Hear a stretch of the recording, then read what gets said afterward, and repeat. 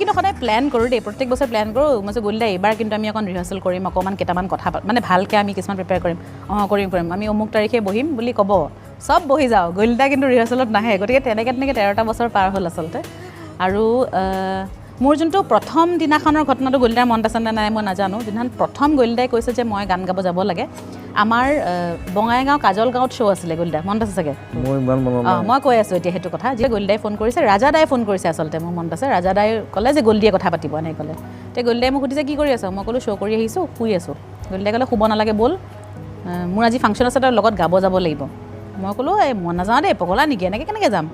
কি গান গাম কি কথা আৰু গ'লদাক মই ঘৰুৱাকৈ পাইছোঁ সেইটো এটা বেলেগ কথা কিন্তু যিমানেই যি নহওক জুবিন গাৰ্গ আমি সেইটো কথা মানে স্বীকাৰ কৰিবই লাগিব গতিকে জুবিন গাৰ্গৰ লগত মই মঞ্চত এনেকৈ যাম হঠাৎ কোনো কথা নাই বত নাই কোনো প্লেনিং নাই সেইটোতো হ'ব নোৱাৰে গ'লদাক ক'লোঁ মই নাযাওঁ দেই এনেকৈ তাৰপিছত মই শুই থাকিলোঁ অকণ দেৰিছোঁ উঠি আহিছোঁ ওলালোঁ গ'লদাক ৰাস্তাত ক'লোঁ গ'লদা কি গান গাম কচোন গাবি আৰু কিবা